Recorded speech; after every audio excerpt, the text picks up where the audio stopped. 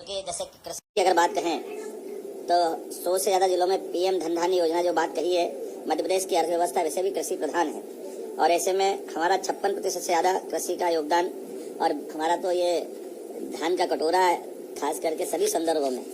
गेहूं भी हमारे जहाँ से सबसे ज़्यादा एक तरह से कंट्रीब्यूशन में हमारा अपना पिछले सालों से रिकॉर्ड चल रहा है। अब दलहन भी है, तिलहन भी है, श्री अन्न भी है। सब क्षेत्रों में समान रूप से मध्य प्रदेश ने अपनी एक विशेष पहचान बनाई है और सिंचाई का रकबा भी चूंकि 48 लाख हेक्टेयर का हमारा है और हमने टारगेट लिया कि 1 करोड़ लाख हेक्टेयर तक हम इसको ले जाएंगे। तो ऐसे में कृषि के क्षेत्र के लिए मैं माननीय मोदी जी को धन्यवाद दूंगा, जिसके 2 और कारण से भी किसान क्रेडिट कार्ड की भी जो सीमा बढ़ी है, 3 लाख के बजाय 5 लाख की जो सीमा हुई है, ये हमारे सभी प्रकार के किसानों के लिए भी बहुत हितकारी रहेगी। एमएसएमई में भी 15.90 लाख एमएसएमई पंजीकृत है, जिसमें 43 लाख लोग रोजगार पा रहे हैं और अब जो इसकी क्रेडिट गारंटी को भी 5 करोड़ से 10 करोड़ करने का जो निर्णय किया है, पिछले समय से रीजनल इंडस्ट्री कॉन्क्लेव करते हुए 7 रीजनल इंडस्ट्री कॉन्क्लेव हमने ऑलरेडी की हुई है और इस साल को तो उद्योग वर्ष के रूप में ही हमने डिक्लेयर किया है।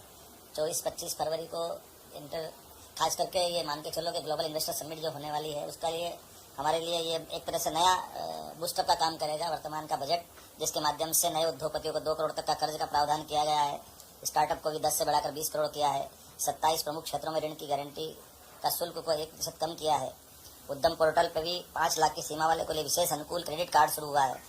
जल जीवन मिशन भी इसी प्रकार से लाभकारी है। हमारे यहाँ 2028 तक जल जीवन को जो जोड़ा है, जिसके माध्यम से 36 लाख से ज़्यादा लोगों को हम भी इस दायरे में लेकर के मध्य प्रदेश को 100% तक ले जाने की दिशा में आगे बढ़ेंगे। ऊर्जा के भी इसी प्रकार से हमारे जो 2047 तक का 100 गीगावाट परमाणु ऊर्जा का जो लक्ष्य रखा है, उसमें मध्य प्रदेश की अपनी बड़ी भूमिका रहेगी। मैं मान के चलता हूँ कि कई सारे ऐसे सेक्टर जिस पे काफ़ी देर तक मैं बात कर सकता हूँ। टूरिज्म का है, हमारे गरीब कल्याण का भी इसी प्रकार से है। प्रधानमंत्री आवास में भी हमने नए नए रिकॉर्ड बनाए हैं।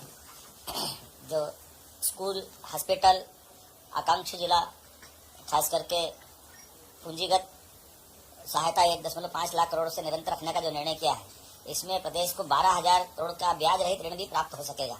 ये बड़ा हमारे लिए हमारी अर्थव्यवस्था के लिए बड़ी भूमिका रहेगी। 12 लाख स्ट्रीट वेंडरों को लाभान्वित कराने का, ये खास करके उच्च ब्याज दर वाले अनौपचारिक क्षेत्र में ऋणों से राहत पहुंचाने का पीएम स्वनिधि का भी लाभ हमको मिलने वाला है। मैं मान के चलता हूं कि विकास केंद्रों के रूप में शहरों के भी सृजनात्मक विकास को लेकर के जो निर्णय हुआ है, ये हमारे जो हमने मोटे तौर पे कल्पना की, जो बड़े महानगर जैसे हमारे शहर है, खास करके इंदौर, भोपाल, ग्वालियर, जबलपुर और उनको 4 आसपास के जिलों से मिलाते हुए जो वृहद योजना पे हम काम कर रहे हैं, उसका लाभ भी इसमें मिलेगा।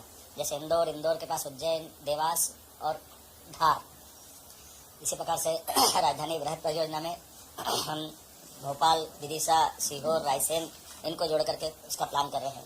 मैं उम्मीद करूंगा कि एक खासकर हमने भी अच्छे से तैयारी की है। इसी प्रकार से स्नातक एवं स्नातकोत्तर चिकित्सा महाविद्यालयों की संख्या भी हमने जो बढ़ाई है, उस बढ़ी हुई संख्या में लगभग 17 हमारे पास गवर्नमेंट मेडिकल कॉलेज है, 13 प्राइवेट मेडिकल कॉलेज है, लगभग 30 मेडिकल कॉलेज आज हमारे प्रदेश में विद्यमान है, जिनका लाभ मिल रहा है। और भविष्य में 2 साल के अंदर अंदर लगभग हम वापस अपने स्तर पर 25 मेडिकल कॉलेज फिर ला रहे हैं। तो स्वाभाविक रूप से ये जो मेडिकल को लेकर के जो 75,000 सीटों का प्लान किया है आगामी 5 वर्ष के, एक तरह से मेडिकल चिकित्सा का और मेडिकल का ये हब बन जाएगा मध्य प्रदेश।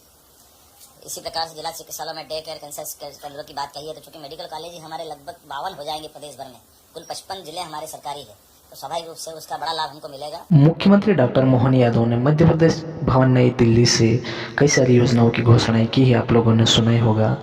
उन्होंने कहा कि अब किसानों को किसान क्रेडिट कार्ड की लिमिट 2 लाख से बढ़ाकर 5 लाख कर दी गई है और साथ ही साथ उन्होंने ये भी कहा कि अब किसानों के लिए धन धान्य योजना भी बहुत जल्द शुरू होने वाली है और उन्होंने कहा कि किसानों की किस्त बहुत जल्द डलने वाली है और साथ ही साथ उन्होंने कई सारी योजनाओं की भी घोषणाएं की है, आप लोगों ने सुना ही होगा वीडियो में। और इसी तरह से सरकारी योजनाओं से रिलेटेड वीडियो देखने के लिए हमारे इस पीएम सहायता चैनल को सब्सक्राइब करें, वीडियो को लाइक करें, शेयर करें। धन्यवाद, मिलते हैं अगली वीडियो में।